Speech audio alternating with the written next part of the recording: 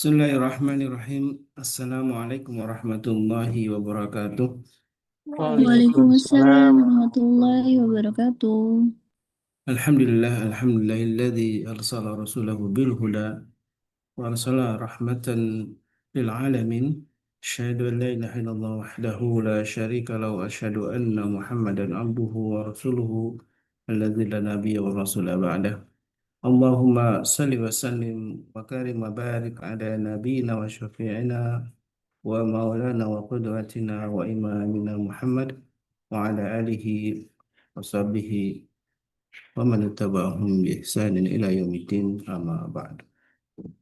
Alhamdulillah wa syukurillah, Allah masih memberikan kita kenikmatan sehat walafiat dan di pagi ini kita kembali berjumpa dengan guru kita Sadali Al-Jambari, dan buah dari nikmat iman dan Islam inilah dan alhamdulillah kita istiqamah untuk hadir dalam kajian-kajian ilmu yang dibimbing oleh para guru kita di Majelis Qur'an Indonesia. Salawat dan salam tentu senantiasa kita aturkan kepada Nabi kita baginda Rasulullah SAW yang menjadi teladan dalam banyak hal, dan insya Allah di pagi ini kita akan kembali meneladani, mempelajari bagaimana melalui baginda Rasulullah SAW, lebih khusus dalam keluarga. Untuk salawat dan salam kita aturkan juga mohon kepada Allah untuk senantiasa melimpahkan untuk keluarga beliau, para sahabat, dan juga mudah-mudahan kita termasuk umat yang mampu menegakkan sunnah-sunnah dari kita, dari baginda Rasulullah SAW, dan sehingga kita layak untuk mendapatkan syafaat dari beliau. Amin Allahumma amin. Sahabatku yang dimuliakan Allah, alhamdulillah di awal-awal bulan Rabiul Awal yang bagi sebagian kalangan tentu meyakini di bulan Rabiul Awal itu disebut dengan bulan Maulid ya.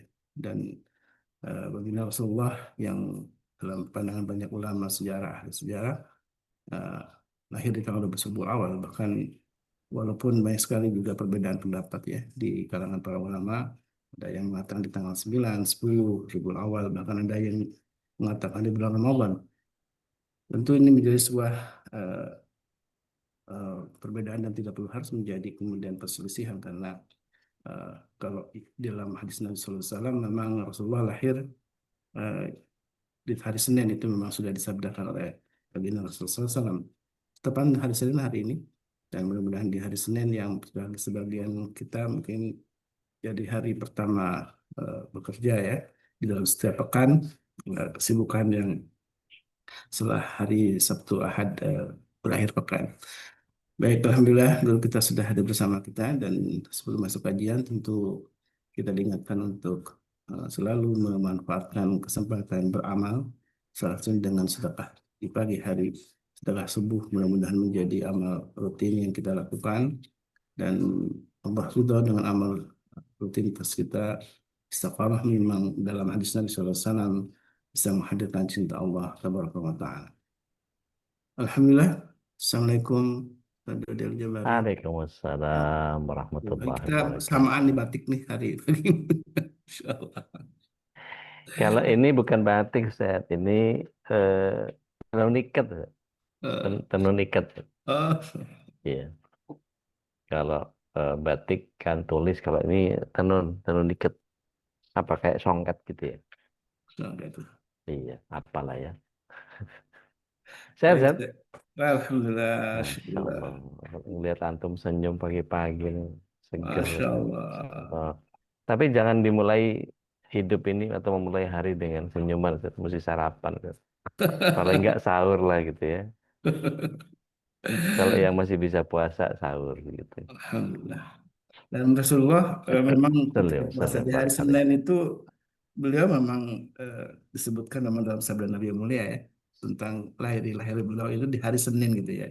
Ya, Lalu, berpuasa, tapi ada banyak versi nih, Ustaz. iya betul. Kalau Ada hari yang bilang, Seninnya memang ya, Seninnya betul. bulan, mm-mm. Senin itu yang paling sahih, ada tanggal 2, ada tanggal 8, ada tanggal 9. Kalau hitungan astronominya tanggal 9 Rabiul Awal. Ini menurut Syekh Al-Waqidi. Tanggal 8 Rabiul Awal itu Abu Kilabah Ar-Rahmani. Kalau menurut Muhammad bin Jubair bin Mut'aim itu tanggal 2 Rabiul Awal. Dan dari hadal dalil yang sahih ya Pokoknya tahunnya tahun gajah, terus kemudian kalau menurut hitungan astronomi yang hitungannya tahun gajah itu tahun 570, yang paling tepat adalah tanggal 9 Rabiul Awal, Ustaz. Bukan bukan 12. Jadi tanggal 9 tepatnya. Tapi yang paling muktabar adalah 12. Ini pendapat yang masyhur dan bukan satu-satunya. Wallahu a'lam. Allah alam. Dan tentu yang paling penting adalah meneladani akhlak Rasulullah sedeh. Nah, Tidak perlu itu it- menebak. itu itu no debate, Zat. Itu nggak ada debat itu. Karena eh, kebanyakan orang kalau kemudian sudah masuk Rabiul Awal seolah-olah tanggal 12 itu harus bikin sesuatu yang malah ujung-ujungnya gitu ya, kalau kita temukan di beberapa kalangan di kita, malah nyampur lagi perempuan, malah joget-joget di sebagian tempat gitu. Itu kan apa iya Rasulullah SAW begitu? Artinya kalau kemudian Rasulullah SAW masih hidup dan kemudian kita berlaku seperti itu, apa kata Rasul ya kayak gitu dia. Banyak yang menyelisihi. Jadi Insya eh, pagi ini kita akan bahas tentang meneladani keluarga Nabi, tetapi tidak hanya kepada kehidupan keseluruhan. Saya mau mulai dari ahlul baitnya dulu. Masya Jadi Allah. eh, nanti Babe bisa lebih nambahin karena beliau yang apa ada Arab-Arabnya kan. Kalau saya kan Arab maklum. Eh, Masya Allah. Baik, Ustaz, kalau tafadhol masykurah. Baik jamaah, Allah kita siapkan diri kita ya untuk menerima hidayah ilmu melalui apa yang insya Allah akan disampaikan Ustaz Abdul Jabari tentang bagaimana kita meneladani keluarga Nabi Sallallahu Alaihi Wasallam. Tafadhol sallallahu alaihi masykurah. wasallam. Syukran jazakumullahu khairan. Ta'ala Allah fi kulli hayatikum ya Ustaz. Amin, amin. Bismillah. Salatu wassalamu ala Rasulillah. Assalamualaikum warahmatullahi wabarakatuh. Waalaikumsalam. Waalaikumsalam warahmatullahi Waalaikumsalam wabarakatuh. warahmatullahi Alhamdulillah, alhamdulillah, alhamdulillah, ala nikmatillah, alhamdulillah wa syukurillah, ala anzalna sakinah wa Qur'an fi qulubil muslimin wal mu'minin. Asyhadu an la ilaha illallah wahdahu la syarika lah, lahul mulku wa lahul hamdu wa huwa an kulli syai'in qadir. Wa asyhadu anna Muhammadan abduhu wa rasuluhu la nabiy wa rasul ba'da. Allahumma salli wa sallim wa barik ala nabiyyina Muhammadin wa ala alihi wa sahbihi wa mawala. Wala haula wala quwata illa billah. Amma ba'd. Bapak Ibu yang dirahmati Allah SWT, tentu kesyukuran adalah sebuah keniscayaan bagi setiap kita yang beriman. Dan mari kita sempurnakan kesyukuran kita kepada Allah terhadap apa yang Rasul Shallallahu Alaihi Wasallam sudah pantas kita aturkan salawat dan salam kepadanya. Dan mudah-mudahan salawat dan salam ini tidak hanya sampai kepada beliau saja secara pribadi, tetapi juga terutama ahlul baitnya, keluarganya, kerabatnya, semua para pecinta risalah dan syariat beliau hingga akhir zaman. Dan mudah-mudahan kita yang hadir pada kesempatan pagi hari ini bisa menjadi bagian dari golongan orang-orang yang mendapatkan syafaat beliau kelak di akhirat. Amin. Dan kita mohonkan kepada Allah Taala agar senantiasa para pembina, para pengurus, dan jamaah seluruhnya berikut bersama keluarganya, orang tuanya, mertuanya, keponakan, tante, paman, bibi, om, semua. Mudah-mudahan Allah SWT tidak hanya limpahkan hidayah, tetapi lengkap dengan inayahnya, dengan maunahnya, dengan kudrah dan iradahnya, sehingga kita bisa mampu menjalankan keislaman kita hingga akhir hayat kita dalam keadaan husnul khatimah. Dan mudah-mudahan apa yang Allah SWT hadirkan kepada saudara-saudara kita di Palestina, di Gaza, di Khan Yunis, di Rafah, dan di seluruh tempat-tempat pengungsian di mana mereka menjadi pengungsi. Mudah-mudahan Allah kuatkan hatinya, tambahkan jiwanya, sehingga mereka bisa menjadi teladan bagi setiap kita di dalam menjalankan keislaman ini. Dan mudah-mudahan Allah SWT kumpulkan kita di surganya kelak. Amin. Allahumma. Bapak Ibu yang dirahmati Allah SWT, tentu banyak di antara kita yang hafal tentang bagaimana lafaz sholawat. Bagaimana ketika dipancing nih, kalau disuruh open mic semua gitu ya. Saya begitu nyebut satu larik pasti langsung nyaut semua tuh. Allahumma sholli ala. Sayyidina Muhammad. Masya Allah, itu gampang banget mantik begitu. Kadang-kadang kalau di Mesir, kita lagi bertikai sama saudara-saudara kita gitu, tiba-tiba ada yang teriak, Shallu ala Nabi, itu langsung tuh, Allahumma sholli ala Muhammad. Jadi cara kita bersalawat kepada Rasulullah SAW itu dengan mengingat Rasulullah SAW, maka sebagian orang yang punya iman langsung mereda kemarahannya. Dan kalau kita ada di situasi seperti itu di Mesir, di Syria, pokoknya di wilayah-wilayah yang banyak orang mengimani Rasulullah SAW sebagai inspirasi, itu menjadi bagian yang eh, menjadi menyenangkan dengan menyebut Shallu ala Nabi, itu langsung langsung kebayang bahwa ada Rasulullah SAW di sekitar kita. Nah, ada bagian yang menarik ketika kita lihat eh, hari-hari yang cukup melelahkan beberapa hari ini, terutama ada himbauan kita untuk WFH di 4 hari ini. Eh, UPI anak saya harus eh, daring gitu ya, sampai tanggal 4 September. Jadi yang tadinya rencana mau pulang ke Bandung jadi nggak jadi. Beberapa Ustaz. kantor juga daring gitu. Di sini Dan Tangsel sudah daring, Ustaz. oh gitu ya, di Iya, Serpong ya. Jepang. Iya. Eh, di Depok kantor saya juga di Cordova juga di WFH kan, tapi tetap progresnya di masing-masing setiap divisi. Kemudian banyak sekali yang kemudian kalau kita rujuk kepada apa iya sih demo itu sebegitu eh, parahnya gitu. Saya khawatir melihatnya gini, hmm, ada tangan-tangan kotor yang berusaha untuk memperkeruh keadaan. Karena Iya, begini, benar. iya, Betul, Ustaz. eh, karena begini. Kalau cuman para pendemo yang asli ya, yang murni murni demo untuk apa perbaiki kinerjanya DPR, itu mereka hanya sekedar ingin menyampaikan aspirasi yang biasanya mahasiswa murni gitu, nggak ada anak-anak SMA, nggak ada anak STM, nggak ada macam-macam gitu, nggak ada ormas, nggak ada apa-apa, benar-benar murni. Biasanya di pagi sampai siang Iya, gitu, habis pagi asar sampai keluar. siang. Nah, habis itu habis asar pulang Iya, gitu.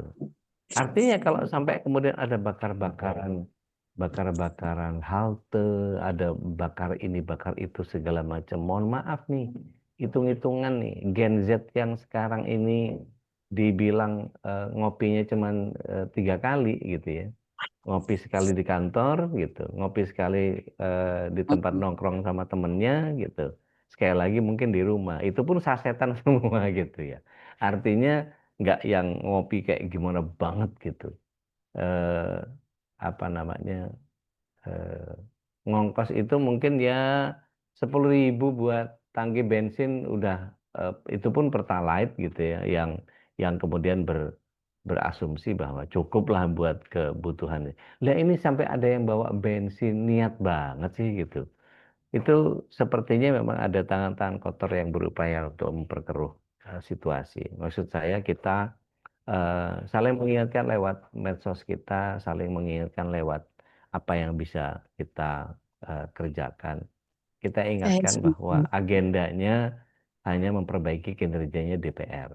Jadi nggak ada lah jarah-jarahan apa segala macam. Demonya oke. Saya pribadi kalau melihat bahwa ngapain sih demo? Mungkin ada sebagian saudara-saudara kita yang mengatakan demo itu bugot, demo itu makar, demo itu dilarang dalam Islam.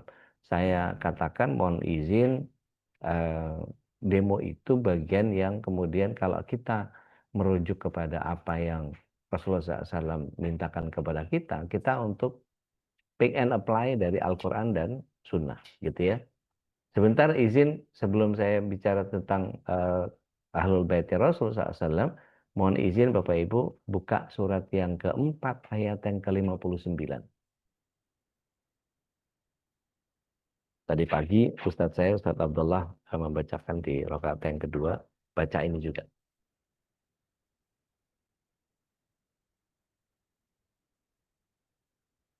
Ketemu?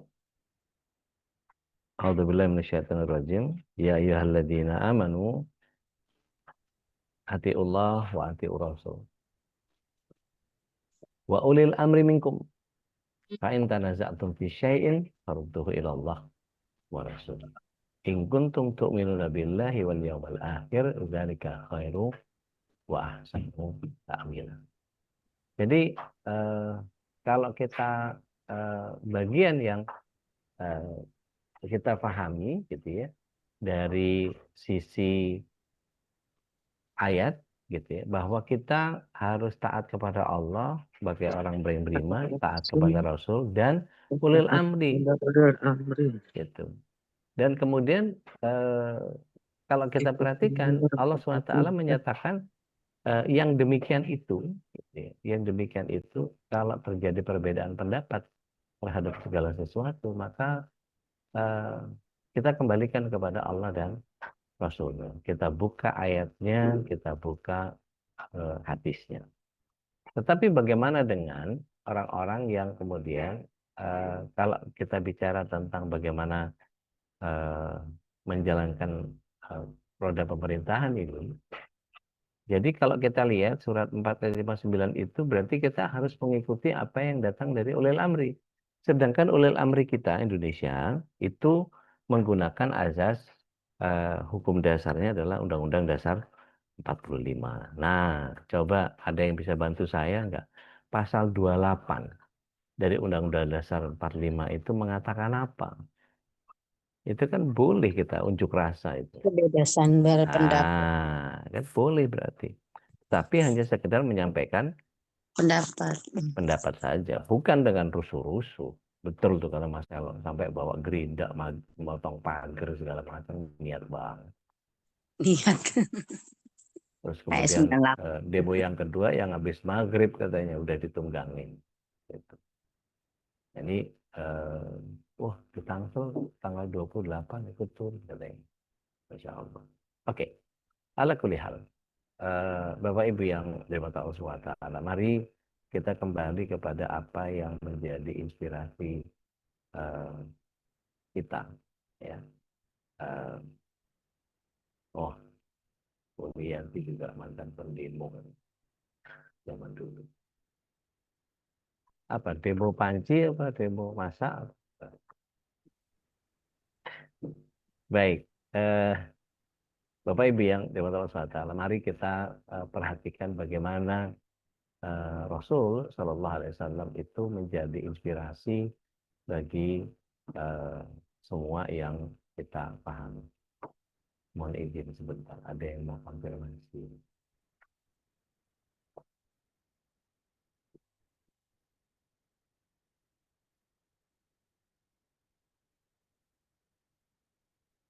Ini ada kajian yang pagi ini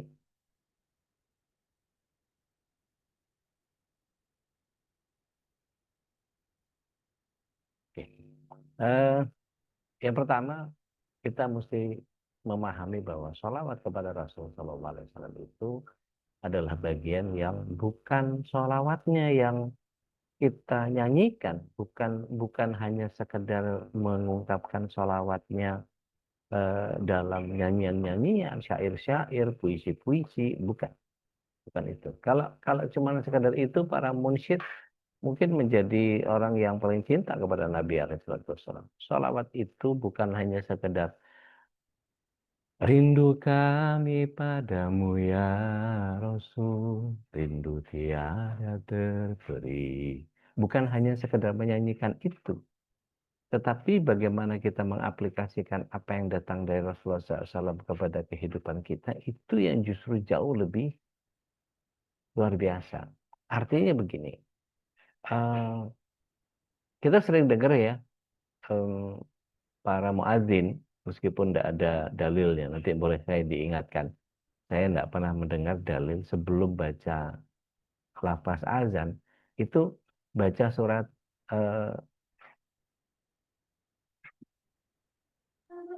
Al-Ahzab, Al-Ahzab 56.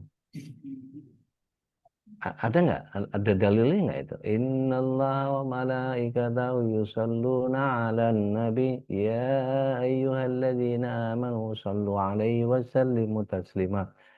Baru azan. Saya nggak tahu. Ini apa? Kiat menambah-nambahkan atau apa? Rasulullah SAW kurang lengkap atau gimana nggak ngerti. Artinya kalau dalam salawat kita hanya sekedar mengucapkan yang Rasulullah SAW contohkan adalah Allahumma sholli ala Muhammad wa ala ali Muhammad gitu ya. Itu yang salawat ini adalah wujud cinta kita kepada Rasulullah SAW dalam konteks yang memang Allah SWT hadirkan. Artinya gini, sebagai semua amalan bersalawat kepada Rasulullah SAW itu tidak hanya persoalan apa namanya, tidak hanya persoalan mengikuti ayat, tetapi kita yakin betul bahwa kalau cuma sekedar berkoar-koar sholawatan, tetapi kemudian akhlak kita tidak meneladani Rasulullah SAW, ini sama saja dengan menyelisihi Rasulullah SAW. Baik, kita dudukkan kajian kita pagi ini dengan membahas tentang mulai dari keluarga Rasul SAW. Bagaimana kedudukan Ahlul Bait itu di hadapan Rasulullah SAW. Kita buka surah Al-Ahzab ayat yang ke-33. Ada yang berkenan mau baca? Monggo silakan. Iya, Ude. Mangga. Al-Ahzab ayat 33. Ya. A'udzubillahi minasyaitonirrajim. Bismillahirrahmanirrahim. Dan hendaklah kamu tetap di rumahmu, dan janganlah kamu berhias, dan bertingkah laku seperti orang-orang jahiliyah dahulu. Dan laksanakanlah sholat, tunaikanlah zakat, dan taatilah Allah dan Rasul-Nya.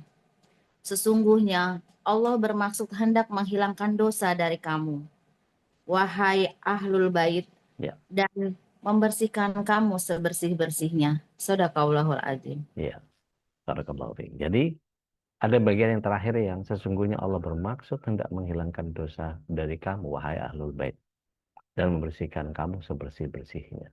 Artinya, kalau kita kemudian belajar dari ahlul bait gitu ya, Rasulullah SAW juga menyatakan bahwa taraktu fikum amrayni in tasattum bihima lan tadullu abada, kitabullah wa rasulih. Gitu. Dalam hadis yang lain dinyatakan kitabullah wa ahlul baiti. Jadi aku tinggalkan untuk kalian dua perkara, jika kalian berpegang teguh kepada keduanya kalian tidak akan tersesat, kitabullah dan ahlul baiti. Hadis riwayat Muslim. Nah, artinya gini, kita mesti paham betul bahwa keluarga Nabi adalah orang-orang yang Allah sucikan dan kita wajib menghormati mereka. Nah, cinta dan hormat kita kepada Rasul Sallallahu Alaihi Wasallam dan kepada Ahlul Bait ini adalah bagian yang kemudian Nabi bersabda tentang Sayyidina Hasan dan Sayyidina Husain. Ya Allah, aku mencintai keduanya, maka cintai keduanya dan cintailah orang yang mencintai keduanya. Ya, jadi kita mesti mencintai Sayyidina Hasan dan Sayyidina Husain, ya, bin Ali itu.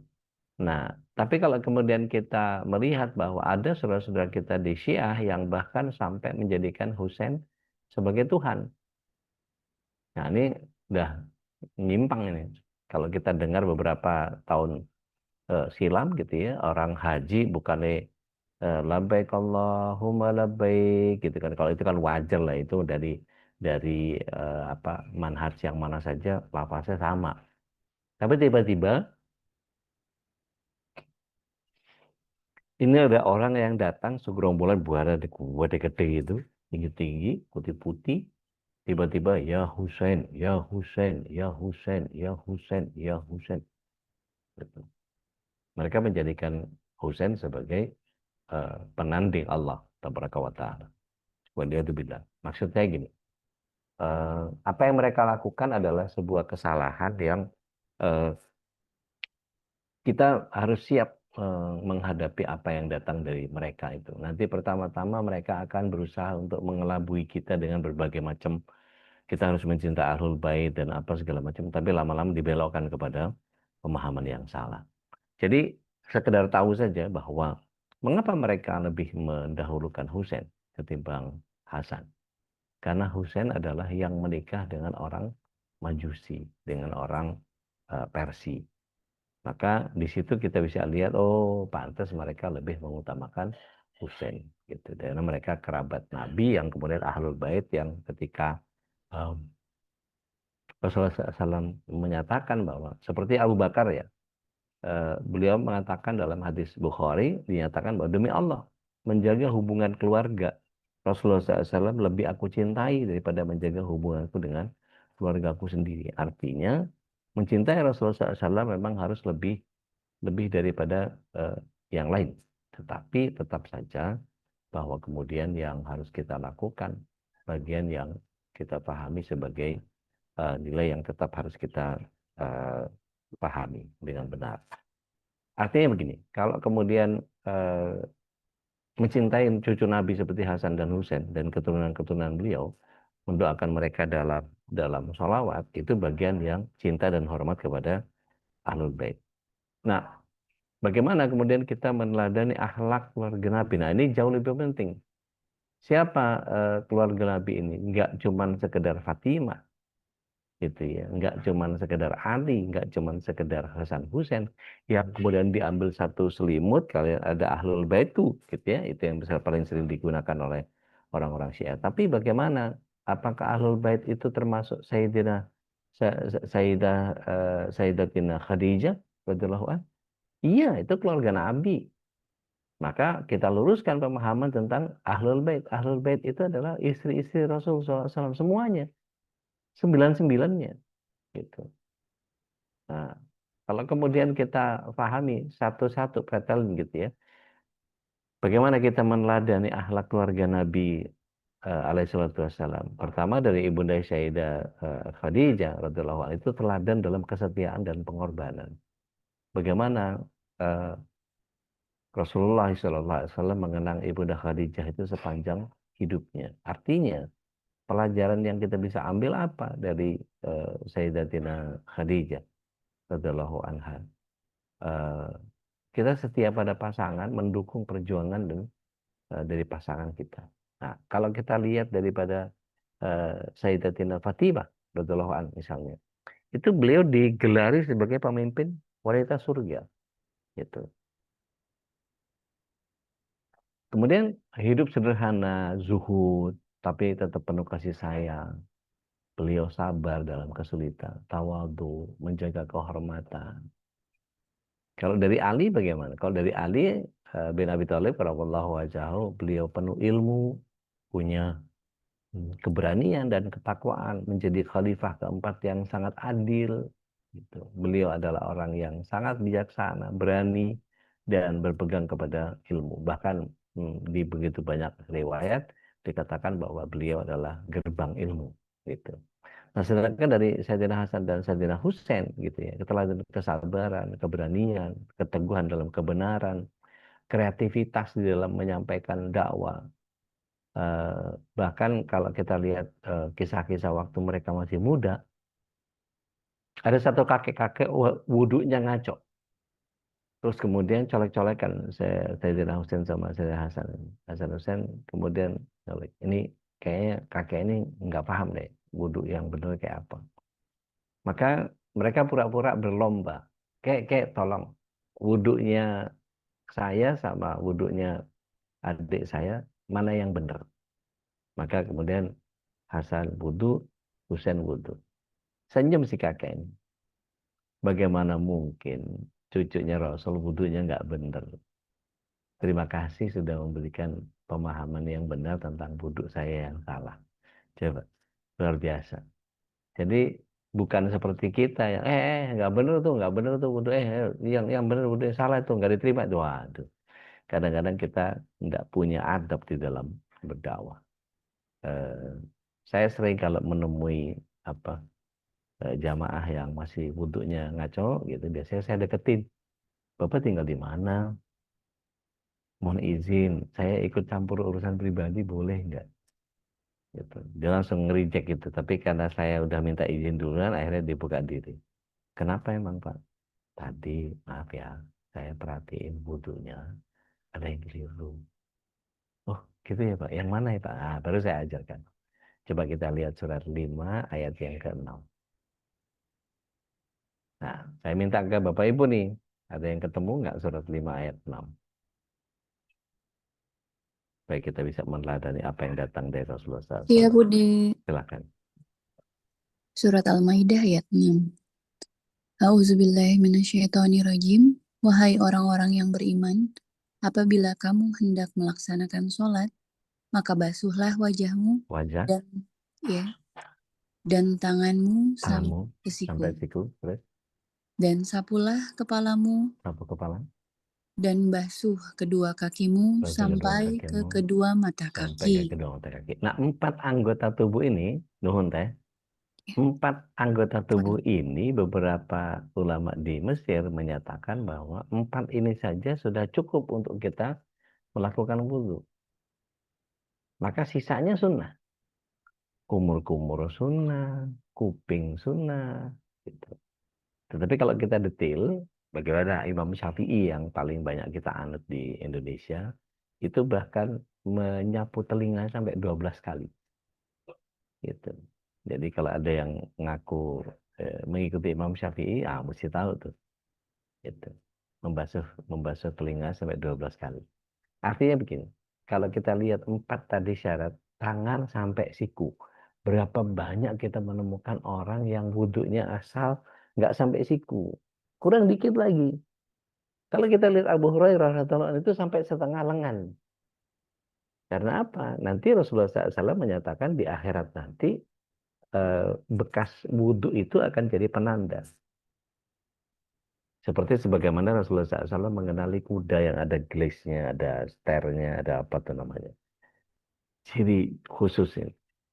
Begitu juga dengan kaki. Sampai mata kaki itu titik minimal. Tetapi apa yang dikerjakan oleh Abu Hurairah itu adalah bagian yang sampai ke setengah mata kaki. Dan ini yang disebut dengan wudhu yang sempurna. Gitu. Nah, artinya kalau kemudian pernah lihat nggak ada anak-anak kita yang ke kakinya itu cuman guyur aja. Asal udah kena air aja, udah tinggal. Tolong diingatkan, tolong diingatkan. Di surat 5 ayat 6 itu disuruh basuh sampai mata kaki. Berarti kalau basuh itu gimana? Ada tangan yang menuju ke kaki dan memegang. Bahkan Rasulullah SAW menyela jari-jari kaki itu dengan kelingkingnya. Ada yang nanya, kalau pakai jempol boleh? Boleh, cuma kegedean. Kalau udah biasa ya silakan aja, nggak ada masalah. Gitu. Tapi kalau ada kendala sama eh, apa namanya, kalau jari tiroid, nah biasanya agak susah tuh, nggak pakai yang jempol gede-gede gitu, kadang ngebuka jari-jari kaki itu nggak segampang buka jari tangan gitu kan ya. Tolong saya dikoreksi kalau keliru. Artinya begini, eh, hal-hal yang baru yang sekitar sedikit saja yang datang dari Rasulullah SAW itu menginspirasi banyak orang. Artinya gini, menjaga sunnah Rasulullah SAW dalam keluarga itu, beliau alaihissalam mendidik keluarganya dengan sholat. Bahkan satu-satunya orang yang hobinya sholat. Sebentar-sebentar sholat, sebentar-sebentar sholat, sebentar-sebentar sholat. Hampir mirip sama kita yang sholatnya sebentar-sebentar. Mirip kan ya? Kalau Rasulullah SAW sebentar-sebentar sholat, kalau kita sholatnya sebentar. Bentar. Bahkan lebih parah lagi disuruh sholat malah sebentar, malah nunda gitu ya. Mari kita lihat surah Toha, surat yang ke-20, ayat yang ke-132. Bagaimana Rasulullah SAW mendidik keluarganya dengan sholat. Silakan, kalau ada yang sudah ketemu. Surat 20, ayat 132. Iya, Dek. Bude, Enggak. Silakan. Bu Yuni. Monggo, Mbak Yeni. Siap. A'udzubillahiminasyaitonirrajim. Dan perintahkanlah keluargamu melaksanakan sholat dan sabar dalam mengerjakannya. kami tidak meminta rezeki kepadamu, kamilah yang memberi rezeki kepadamu, dan akibat yang baik di akhirat adalah bagi orang yang bertakwa. Masya Allah. Jadi perintahkanlah keluargamu untuk sholat dan bersabarlah dalam melakukannya. Ada saat-saat di mana kita jumut dengan sholat kita, ada di mana kita hilang khusyuk, ada di mana kita hilang ayat, ada di mana bagian yang kemudian itu khinzib nggak akan pernah berhenti untuk mengganggu kita. Ibarat kita melakukan remedial terhadap sholat-sholat yang kita kerjakan di sebelum-sebelumnya, maka yakinkan bahwa setiap kita sholat adalah bagian yang sudah ada perbaikannya. Jadi tidak hanya sekedar ya yang kemarin sama kayak yang sekarang gitu, yang 2 hari lalu sama kayak yang sekarang, ya mau diapain lagi. Jangan. Bapak Ibu yang dirahmati Allah SWT, coba gali lagi apa sih yang terjadi dalam sholat kita itu yang kita lakukan. Apakah kita sedang bercengkrama dengan Allah? Apakah kita sedang kontak dengan Allah Subhanahu wa Ta'ala? Apakah kita betul-betul menjalankan karena Allah?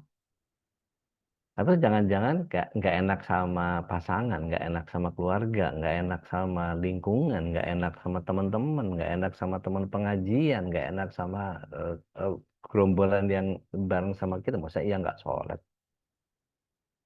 Maka jangan pernah melakukannya karena orang lain, karena Rasulullah SAW menyatakan ibadah itu hanya bisa diterima dengan 2 hal. Ikhlas niat lillahi ta'ala, yang kedua ittiba'ur Rasul sallallahu alaihi wasallam. Berulang kali saya sampaikan bahwa syarat diterimanya ibadah itu cuma 2. Lakukan karena Allah saja. Dan yang kedua ikut Rasulullah SAW in every single detail. Artinya ini bagian yang kemudian membuat kita menjadi harus tahu betul mana yang ketika kita melakukan pemahaman secara skill up, bahwa artinya gini, sederhana saja. Kalau kita waktu SD gitu ya, waktu SD kita sholat 5 waktu gitu ya, diajarin bahkan diselia oleh guru kita, bacaan kita suruh ngencengin semua gitu ya. Kalau yang eh, apa namanya bagian yang kita sebut sebagai ujian gitu ya, ujian sholat gitu. Itu kemudian bagian yang sebetulnya kondisi yang bisa saja kemudian kita memperhatikan, oh ya dulu saya kelas 5 SD itu disuruhnya baca ini apa sih, oh ternyata ada yang salah dari bacaan-bacaan itu, misalnya menambahkan ini masalah khilafiyah ya, misalnya menambahkan sayyidina pada saat kita tahiyat dan seterusnya gitu. Ini abinya Amira nanya, kalau kita lagi puasa berarti kumur-kumurnya bisa dilewatin? Kalau mau ngambil sunnahnya nggak usah, tetap kumur saja. Tetapi kata Rasulullah SAW, ketika engkau puasa, untuk istinsyak dan istinsarnya tidak usah terlalu. Karena khawatir nanti terminum. Karena istinsyak yang benar itu sampai dihirup dengan hidung, itu sampai minimal sampai ke rongga rongga hidung gitu. Jadi eh, hadisnya begini bunyinya. Bersungguh-sungguhlah kalian terhadap istinsyak dan istinsar, karena sesungguhnya setan itu bercokol di hidung kita gitu pada saat kita tidur. Dan eh, biasanya kalau yang nggak terbiasa begitu, biasanya ada rasa sakit di hidung. Iya, kalau saya air masuk itu rasanya sakit. Iya, itu setannya yang nggak demen. Itu setannya yang nggak demen. Jadi sebaiknya memang lakukan itu. Buat para, ini ngomongin Zamira jadinya. Buat para penggemar garam yang dibikin infus garam di nasal flush, itu biasanya tinggal dimasukkan ke hidung, dikuras gitu ya, di flush hidung itu, masya Allah bersih dan nggak ada lagi apa morning sickness gitu ya, artinya kayak bersin-bersin alergi apa segala macam itu hilang sih sebetulnya gitu. Nah, dari situ saja kemudian dibolehkan kecuali kalian sedang puasa. Jadi bersungguh-sungguhlah terhadap istinsyak dan istinsar kumur hidung itu kecuali kalian sedang berpuasa. Artinya ya paling sekedar sedikit saja asal masuk itu nggak apa-apa juga kalau lagi puasa. Gitu. Wallahu a'lam bishawab. Mari kita lanjutkan pemahaman tentang bagaimana menjaga sunnah Rasulullah SAW ini. Jadi perlu diketahui bahwa Fatimah radhiyallahu anha dan Ali karamallahu wajahu sering dibangunkan oleh Rasulullah SAW untuk sholat malam. Gitu. Jadi bagaimana langkah kita meneladani keluarganya Rasulullah SAW? Didik anak dengan sholat sejak kecil dan membiasakan isi rumah itu dengan tilawah dan doa. Artinya kalau kemudian bikin halakoh khusus gitu ya di setiap sholat gitu. Nah ini bagus sekali. Makanya saya ngajak Bapak Ibu untuk kemudian berbagi keberkahan di tiap rumah. Yuk kita bikin kajian Muslim Madani gitu ya 2 pekan sekali. Insya Allah para asatiz bersiap untuk menjadi tamu tetap ya. Bisa saya, bisa Tuan Guru, bisa Ustadz Ahmad Hanif, bisa Ustadz Hasan Bisri dan yang lain-lain. Artinya tinggal menunggu kesediaan Bapak Ibu. Nanti ada tutorialnya kita akan buat. Jadi Bapak Ibu hanya menyediakan waktu saja untuk kita per Ahad. Mulai kita 7 September insya Allah ya. Kita bisa jadi pendengar juga gitu ya. Tapi setelah itu gantian nanti. Misalnya kemarin begitu di daftar ternyata ada keluarganya Bu Happy. Anaknya sama suaminya nggak mau ikutan. Oke, nggak apa-apa. Ajak tetangga juga boleh. Atau jadi penikmat dulu sementara nggak apa-apa. Gitu. Terus ada lagi Ummu Azla. Terus siapa lagi tuh? Bu Ida di Makassar. Terus saya nggak tahu. Yang seneng-seneng ngaji, kenapa nggak pada daftar? Nggak ngerti juga saya. Padahal mestinya saya hanya berbagi keberkahan yang ada di rumah. Jadi terbayang di saya adalah kita buka Zoom, terus kemudian keluarga di ruang tamu gitu ya, pakai TV atau pakai komputer satu gitu, terus kemudian speakernya pakai speaker seadanya, pakai speaker aktif atau apa gitu. Kalau yang punya hi-fi di rumah mungkin bisa dimanfaatkan gitu. Kita dengarkan kajian, nanti MC-nya dari keluarga ibu, dari keluarga bapak, MC-nya. Yang baca qori surat dan ayatnya, yang baca Arabnya siapa, yang qori'nya siapa, yang syari tilawahnya siapa, bergantian gitu. Nah maka narasumbernya nanti akan membawakan materi yang kita akan share. Sekarang bahas ini, besok ada bahas ini, dan tiap 2 pekan itu nanti ada eskalasi pemahaman supaya kita bisa menjalankan agama ini dengan tuntas. Jadi betul-betul yang paling dasar dulu yang kita pelajari. Sekali lagi kalau berkenan, monggo silahkan. Gabung di sini saya mau gitu juga nanti dikontak sama admin. Begitu ya. Kemudian apa saja yang kita bisa lakukan untuk meneladani keluarga Rasulullah SAW? Menjaga kehormatan dan kesucian. Ya. Bahkan Rasulullah SAW pernah menyatakan sungguh Ahlul Baitku adalah tempat keamananku bagi umatku. Jika kabilah Arab menentang, mereka akan datang kehancuran. Gitu. Jadi artinya jangan mencaci dan merendahkan Ahlul Bait. Orang-orang Syiah itu ngeledekin Abu Bakar dan Umar. Gitu. Bahkan ada satu spanduk besar Allahu Akbar Aisyah binnar, dan mereka mencaci maki Ibunda Aisyah.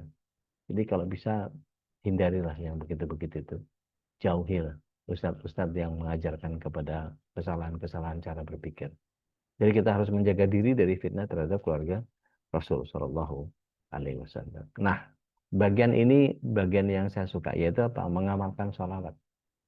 Jadi kalau tadi saya katakan di surat Al-Ahzab 56 itu Allah SWT selalu disebut-sebut sebagai amal yang Allah sendiri mengerjakannya. Ketika Allah merintahkan sesuatu, tidak ada yang Allah kerjakan kecuali satu ini. Jadi Allah merintahkan kita syahadat, Allah nggak syahadat. Kita diperintahkan untuk sholat, Allah nggak sholat. Kita diperintahkan untuk puasa, Allah nggak puasa. Disuruh zakat, disuruh kita zakat, Allah nggak zakat. Dan diperintahkan kepada kita haji, Allah sendiri tidak haji. Tetapi ketika Rasulullah SAW disolawati oleh Allah SWT, dan Allah serta malaikatnya itu justru bersolawat kepada Rasulullah SAW. Jadi satu-satunya perintah yang Allah SWT berikan kepada manusia, yang Allah sendiri mengerjakan yang berikut bersama malaikat adalah salawat. Maka dikatakan di ayat itu, A'udzubillahi minasyaitonir rajim, innallaha wa malaikatahu yusholluna 'alan nabi ya ayyuhalladzina amanu shollu 'alaihi wasallimu taslima. sungguh Allah dan para malaikatnya bersolawat kepada Rasul Shallallahu Alaihi Wasallam. Wahai orang-orang yang beriman, bersolawatlah kalian kepadanya dan ucapkan salam dengan penuh penghormatan. Artinya, kita kalau cuma sekedar bersolawat saja, Allahumma shalli ala Muhammad wa ala ali Muhammad, perbanyak solawat untuk Rasul SAW, yang kemudian kalau kita paling banyak, kita bisa lakukan dengan solawat Ibrahimiyah, yang seringkali apa namanya, kita jadikan sebagai tahiyat untuk sholat, gitu ya. Maka dalam konteks ini sholawat itu bagian yang kemudian kita harus terapkan ke dalam kehidupan kita. Besok insya Allah kita akan teruskan dengan memahami apa saja yang harus kita kerjakan di keluarga bersama Rasulullah SAW. Jadi praktisnya mencintai dan menghormati ahlul bait sebagaimana sahabat mencintai mereka, meneladani akhlak kesetiaannya Ibunda Khadijah, kesabarannya Ibunda Fatimah, keberadaannya Ali, keteguhan Hasan dan Husain, gitu. Menjaga sunnah Rasulullah SAW dalam keluarga, ya sholatnya, ya doanya, dan terlebih akhlak mulia. Kemudian bersalawat dengan tulus itu bagian dari bentuk cinta kita kepada Rasulullah SAW. Kemudian jaga ukhuwah. Jaga ukhuwah ini tidak mencela kalau ada perbedaan-perbedaan yang nggak prinsip, nggak usah dibahas, gitu. Justru mendoakan dan meneladani. Ada satu pesan dari seorang kawan, berbahagialah bagi yang sudah paham, berikan maaf kepada orang yang belum paham. Jadi mudah-mudahan Allah limpahkan rahmat dan kasih sayang Allah terhadap Rasulullah SAW dan keluarganya yang suci, para sahabat yang mulia, dan mudah-mudahan Allah menjadikan kita termasuk orang-orang yang mencintai, menghormati dan meneladani mereka. Nah, kalau kita lihat bagaimana Rasulullah SAW itu menyatakan bahwa ada teladan-teladan yang kalau kita pahami dari sahabat misalnya, Abu Bakar As-Siddiq Rasulullah dan Ahlul Bait itu selalu memuliakan keluarga Nabi, memberi bantuan materi dan menjaga hubungan silaturahim pada mereka. Artinya kalau kita lihat Umar bin Khattab radhiyallahu anhu dan Hasan Husain itu sering digendong sama Hasan Husain. Ya, Hasan Husain itu digendong oleh Umar kiri kanan gitu ya di bahunya, dan sambil mengatakan Nabi SAW mencintai keduanya. Bagaimana mungkin aku tidak mencintai mereka? Dan bahkan Umar juga menikahkan putrinya Ummu Kulthum dengan Sayyidina Ali sebagai bentuk penghormatan kepada keluarga Rasulullah SAW. Artinya pelajarannya apa? Wujudkan cinta dengan kasih sayang yang nyata. Enggak cuma sekedar Allahumma sholli ala Muhammad, Allahumma sholli alaihi. Enggak cuma sekedar teriak-teriak aja. Utsman bin Affan dengan Ahlul Bait menikahi dua putri Rasulullah SAW, Ruqayyah dan kemudian Ummu Kulthum, sehingga dijuluki Zunnurain, pemilik dua cahaya. Dan ini menunjukkan kemuliaan beliau dan hubungan yang sangat dekat dengan keluarga Nabi. Kebayang nggak kita berteman tapi besanan atau jadi mantu? Itu kan keren ya, Insya Allah. Keluarga Nabi adalah cahaya yang menyinari umat, dan perlu kita tahu bahwa Ali dan Fatimah radhiyallahu anhuma, rumah tangga mereka penuh dengan keserdanaan dan penuh cinta. Jadi pernah satu kali Ali dan Fatimah itu saling bercanda, kemudian Rasulullah SAW melihat dan tersenyum lalu mendoakan mereka. Dan ketika Fatimah meminta pembantu karena merasa lelah, Rasulullah SAW mengajarin tasbih Fatimah. 33 tasbih, 33 Alhamdulillah, 34 Allahu Akbar. Sebagai penenang hati. Artinya kalau Rasulullah SAW mengajarkan kesabaran, doa, dan kesederhanaan sebagai kunci keberkahan bagi rumah tangga, kita ikuti. Dari Hasan radhiyallahu anhu, beliau punya sifat pemaaf, dikenal dengan lembut hati, dan saat menjadi khalifah, dia memilih berdamai dengan Muawiyah untuk menghindari pertumpahan darah umat Islam. Maka peristiwa ini disebut dengan tahun jamaah, Amul Jamaah. Bahkan Rasulullah SAW pernah bersabda tentang Hasan, anakku ini adalah seorang pemimpin. Semoga dia, ya, Allah jadikan mendamaikan dua kelompok besar kaum muslimin. Artinya gini, kalau kita meneladani Hasan dalam mengutamakan perdamaian dan persatuan umat, kita perlu pelajari bahwa apa yang harus kita kerjakan. Sedangkan Husain radhiyallahu anhu di keteguhan di Karbalanya, beliau menjadi teladan keberanian dan keteguhan dalam membela kebenaran. Beliau memilih syahid di Karbala daripada tunduk kepada pemerintahan zalimnya Yazid. Gitu. Sabdanya Rasulullah SAW, Husain dariku dan aku dari Husain. Allah mencintai orang yang mencintai Husain. Itu adalah hadisnya khusus untuk beliau. Gitu. Jadi pelajaran yang kita bisa ambil adalah meneladani Husain adalah berani menegakkan kebenaran meskipun harus berkorban sangat besar. Mari kita lihat pandangan ulama tentang statement-statement atau makalah-makalah. Cinta kepada keluarga Nabi adalah bagian dari agama. Siapa yang membenci mereka, dia tidak punya bagian dari Islam. Imam Ahmad bin Hambal pernah mengatakan, jika engkau melihat seseorang menyebut-nyebut Ahlul Bait dengan kebencian, lakukan keimananmu.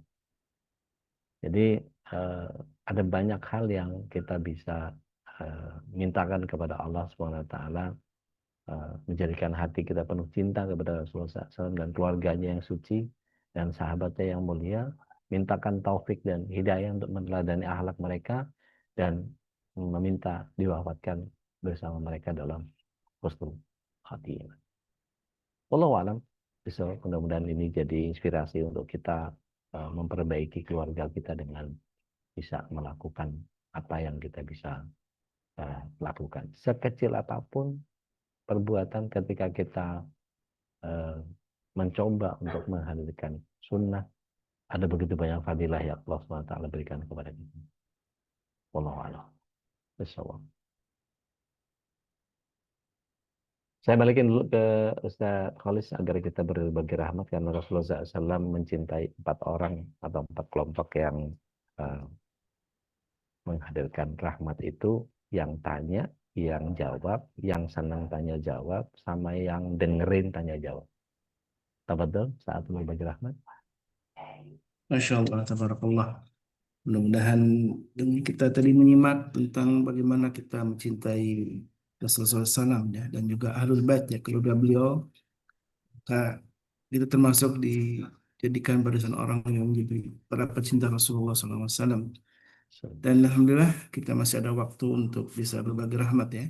Dan saya sedikit mungkin menyetir beberapa pendapat tentang kenapa Husain itu begitu dimuliakan ya oleh orang Syiah itu kan, padahal sahabat Ali itu punya banyak istri dan anak-anak juga ya. Ada 20 anak dari beliau, dan mereka menamakan juga dengan sahabat Nabi ya. Ada Abu Bakar bin Ya, Ali, Utsman ya. bin Ali, ada Utsman bin Ali. Ali, Abbas bin Ali. Masya Allah, ini sebenarnya kedustaan ya yang kita bisa. Dan yang menarik juga adalah sebuah penelitian saat ternyata Ya. kan Husain katanya menikahi wanita Persia, dan itu adalah anak dari Raja Persia ya, Raja Sasaniyah. Ya. Dan ternyata dalam sebuah penelitian saya baca di beberapa buku, mengapa kita menolak Syiah itu ternyata itu juga kebohongan juga, Ustaz. Ternyata Oh, gitu ya. memang Sahjinan itu pernah dinikahi oleh apa namanya Husain. sahabat Husain gitu ya. Hmm. Tapi itu bukan anak dari Raja Sasaniyah gitu. Oh. Karena ternyata Raja Sasaniyah itu ketika ditaklukkan oleh Islam oleh Umar bin Khattab waktu itu ya, Khalifah Umar, itu masih berusia 15 tahun. Sebuah penelitian, dan tidak punya anak perempuan juga. Dan Oh, pada usia 35 tahun itu anaknya cuma laki-laki, cuma 2 orang. Itu Iya. sebuah penelitian sejarah, dan bahkan kalau mereka kan mengagungkan di Husain itu dimakamkan di Karbala saja ya. Oh, Menurut ya. Sampai Ibnu tanahnya disujudin itu ya, bikin apa bidak-bidak bulat gitu. Ternyata Ibnu Taimiyah berpendapat lain, justru malah di Madinah, diwakamkan di Madinah. Jadi sesungguhnya adalah mereka, siapa yang mereka takziah itu ternyata yang kena ziarah itu ternyata adalah Jadi kedustaan juga ya. begitulah Rafidhah ya, menghancurkan agama ini ya. Ya. Mudah-mudahan kita terlindung ya. Dan ya Rob, ya Rob. Baik, Bunda Nadia silakan. Assalamualaikum warahmatullahi wabarakatuh. Waalaikumsalam warahmatullahi wabarakatuh. Bunda, mudah-mudahan ini sesuai dengan tema ya Bunda. Jadi Ya, ada seorang ibu yang punya anak perempuan. beliau sangat menyenangi tinggal di rumah anak perempuan itu. Ya. Tetapi semakin anak perempuannya menyenangi belajar, memperbaiki diri dan sebagainya, semakin saudara-saudaranya seperti menjauhi. Dan kemudian menantunya yang anak laki-lakinya sudah meninggal itu memberi aturan, jangan lama-lama tinggal di si anaknya yang itu gitu. Jadi seperti marah dan tidak mau nengok mertuanya kalau sedang di rumah anak perempuannya yang itu, yang disenangi ibunya itu gitu. Nah, bagaimana cara menghadapi yang seperti itu dan si ibu itu harus bagaimana? Udah, makasih. Assalamualaikum. Waalaikumsalam. Bismillah. Assalamualaikum ala Rasulillah. Biasakan kalau berpendapat itu kita berprinsip kepada Islam. Jadi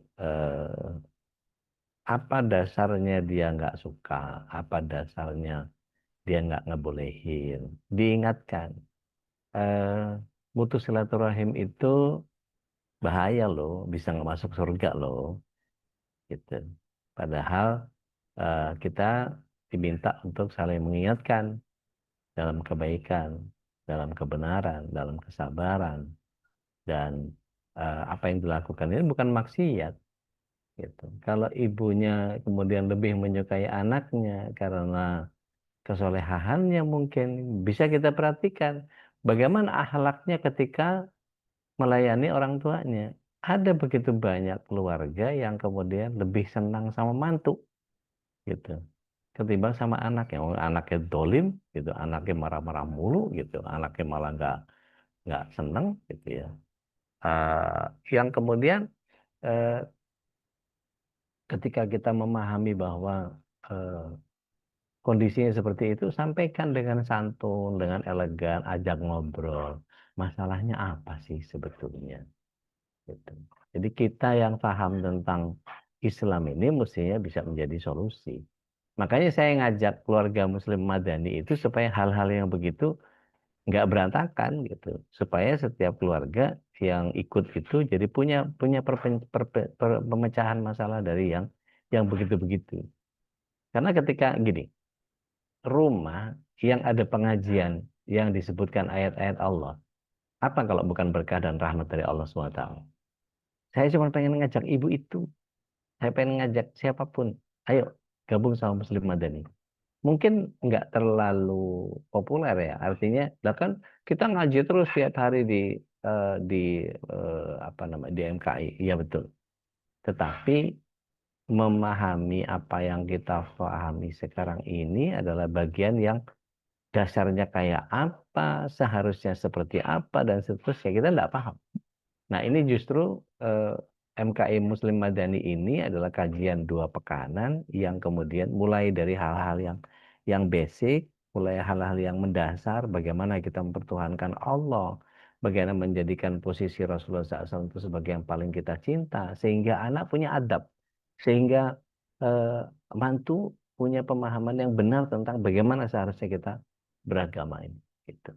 Sampai kemudian setiap kita butuh kepada pencerahan-pencerahan yang kalau Allah dan Rasulnya Sallallahu Alaihi Wasallam disebut-sebut, saya nggak ngerti kenapa ada orang yang nggak mau berkah di rumahnya, kenapa nggak mau ada rahmat di rumahnya. Padahal kalau cuma sekedar ibu sama anak laki aja berdua bisa ikut Muslim Madani, boleh, nggak ada masalah. Sendiri juga nggak apa-apa, gitu. Asal mau menyediakan waktu di hari Ahad itu jam 9 sampai jam 10 aja. Habis lari-lari gitu ya, pagi jam 9 buka Zoom, udah ngobrol sama kita gitu, bisa sama saya, sama Tuan Guru, bisa sama Ustaz Ahmad Hamid dengan bahasan-bahasan yang kemudian sangat menunjukkan. Dan kami siapkan kurikulum itu gitu. Dan kalau misalnya ada tanya jawab, monggo silahkan dihadirkan gitu. Sehingga nanti kita bantu pemahamannya sesuai dengan kaidah Ahlussunnah wal Jamaah. Jadi islahkan. Jadi rukunkan apa namanya? Islah itu didamaikan di antara mereka, tapi dengan keilmuan. Ya. Jadi sampaikan, oke, daripada berantem begitu, mau nggak didatangi Ustadz ke rumah? Gitu. Dengan cara apa? Dengan Zoom.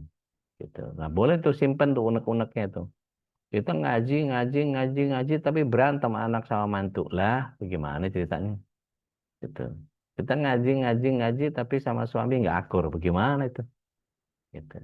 Makanya saya kepengen kita semua masuk ke Muslim Madani, meskipun hanya beberapa eh, orang saja. Nggak ada masalah. Nggak ada yang minat, saya nggak ada masalah. Saya cuma ngajak menghadirkan keberkahan di rumah Anda. Gitu. Saya nggak tahu dari 57 orang ini yang bersedia untuk ikut baru beberapa orang saja gitu. Ayo kita buat.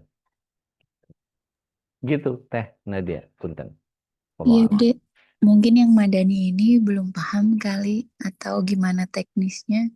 Boleh banyakan, misalnya keluarga, boleh Boleh, boleh. banyak. Ajak tetangga, ajak besan, ajak mantu, anak tetangga, boleh. Siapa aja. Pokoknya Satu HP nanti boleh barengan gitu, Dek. boleh, boleh, nggak ada masalah. Atau misalnya dibikin eh, ada Kang Wahid nggak belum nih? Kang Wahid ada nggak? Ada. Ada ya. Ada. Misalnya Kang Wahid sama saudara-saudara di Istiqomah misalnya, di Masjid Istiqomah. Masjid Husnul Khotimah. Istiqomah, Husnul Khotimah misalnya mau gitu. Oke, nggak apa-apa, buka aja Zoom satu komputer di sana, udah ngobrol sama kita. Materinya dangdung dangdung dangdung kasih. Yang jadi MC-nya Ngaji siapa di santai sana? dulu ya. Ya? Ngaji santai Ustaz ya. Iya, MC-nya sana, yang baca Quran sana, itu. Di ustadznya kita kasih. Sejam aja. Iya. Kurang lebih begitu, Teh. Ya udah, jazakallahu Barakallahu. Kalau untuk yang tadi disampaikan oleh Ustaz dengan oleh Bunda Nadia, tentu memberikan hadiah salah satu juga cara yang terbaik Ustaz ya. Bisa juga. Bisa Karena juga. tahadu tahabu gitu ya, saling memberikan hadiah itu kata Rasulullah, Betul. memberikan hadiah itu misalkan menambah cinta antara sama saudara ya. Betul. Ya rutinlah memberikan hadiah atau berkunjung ke saudara-saudara yang lain sambil memberikan hadiah Iya. yang Dan ini, Seth, kata Rasulullah SAW itu, cintai musuhmu, dia akan jadi saudaramu. Dan itu memang agak perjuangan sih, ngadepin orang-orang yang negatif mindset, temu sama orang-orang yang bawaannya senang berantem, emang nafsunya ya. maunya marah-marah. Mungkin kalau pagi sarapannya bayi kali.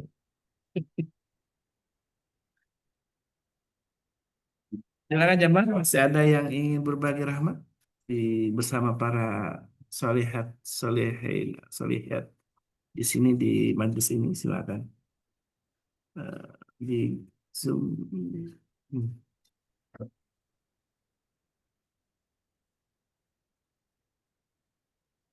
Yang Dan, update baru terdapat tiga orang keluarga. Masya Tiga Allah, keluarga. luar biasa. Tambah. Alhamdulillah. Itu yang mau berkah aja itu rumahnya itu. Insya Allah.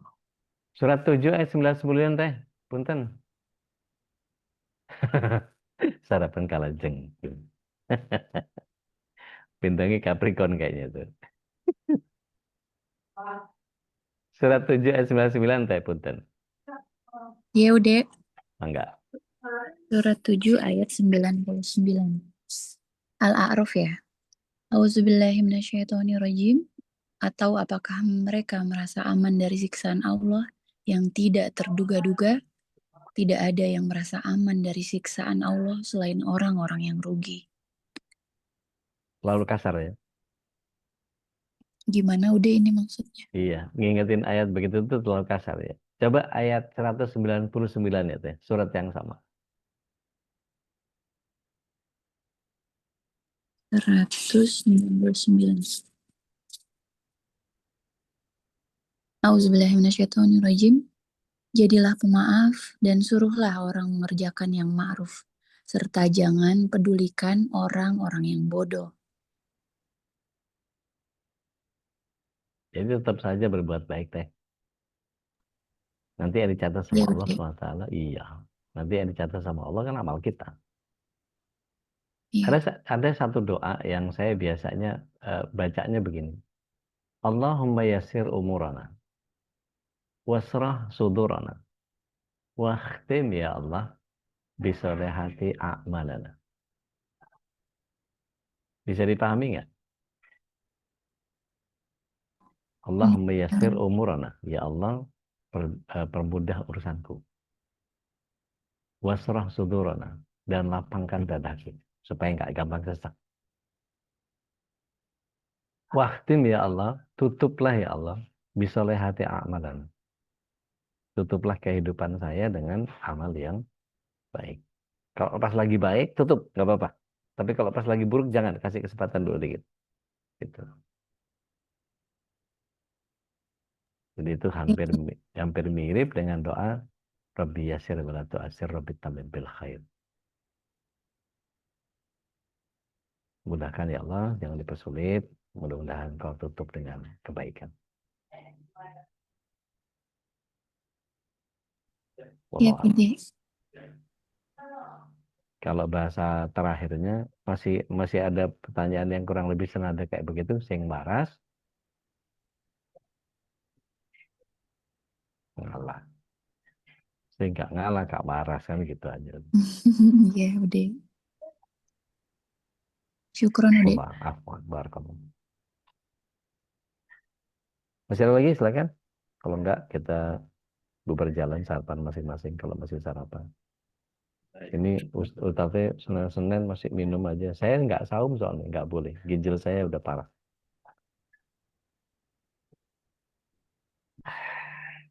Alhamdulillah, jazakallah khairan.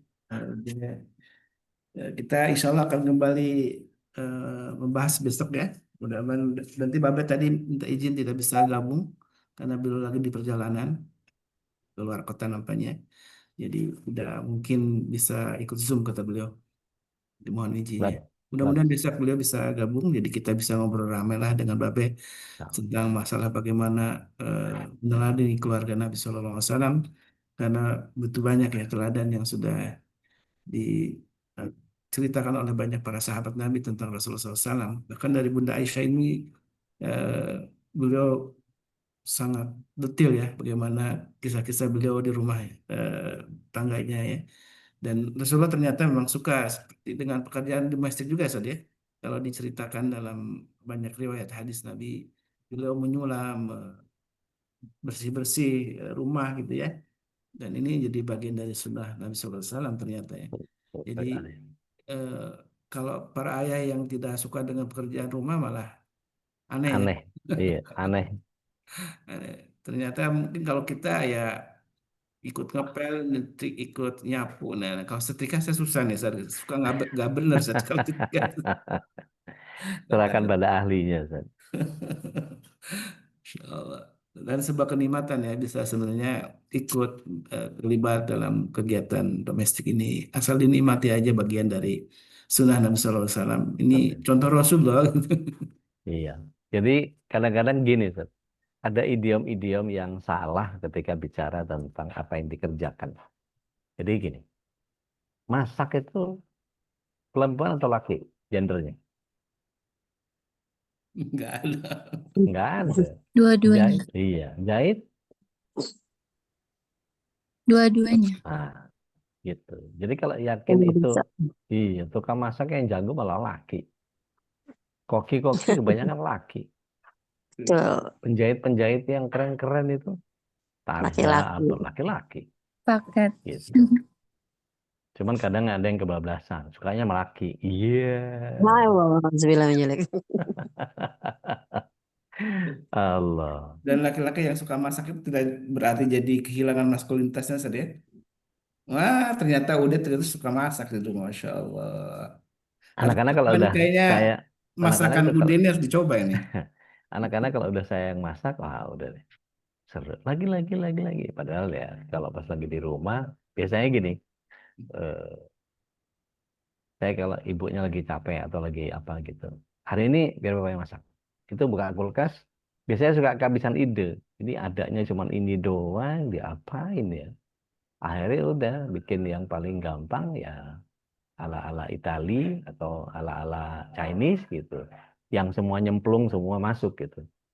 Kayak misalnya gini, nasi goreng Hong Kong atau nasi goreng Singapura itu kan eh, ada air cheese-nya, ada potongan wortelnya, wortel potong dadu, ada jagung, ada itu kan bawang putih, turun telur, aduk rata, habis itu nasi masuk, Udah segala kecap, segala apa, segala macam. Udah rata, baru garam terakhir gitu. Udah masih berasa begitu, tumpuk pakai dada telur gitu.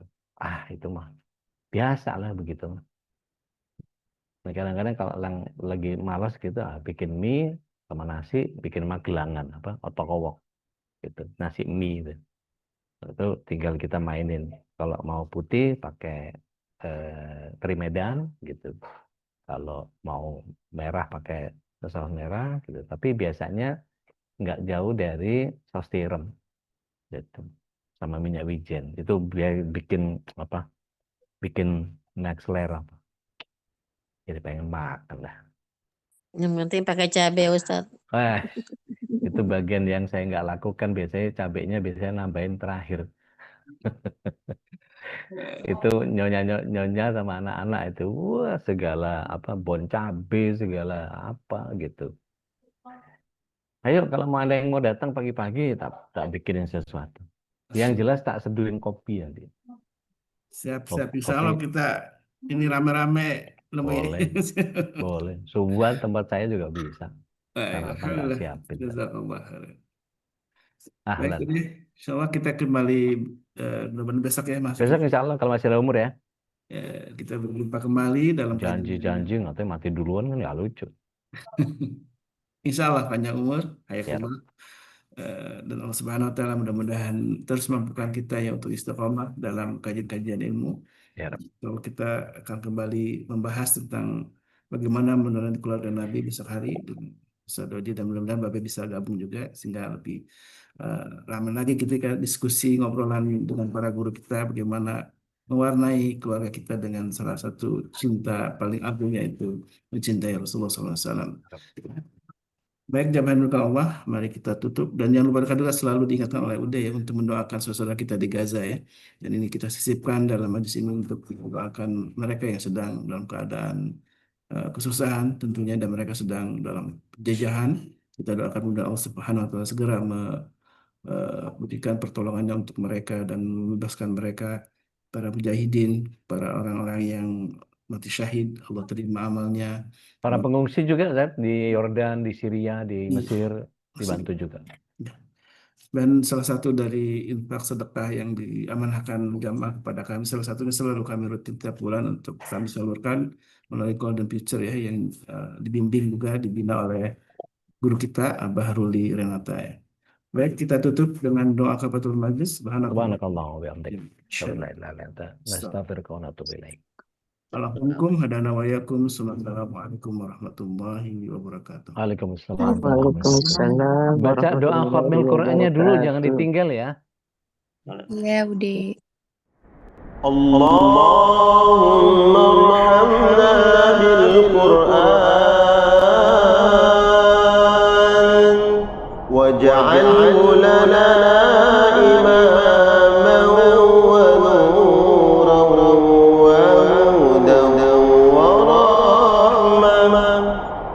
Allahumma zakkirna minhu ma nasina وعلمنا منه ما جهلنا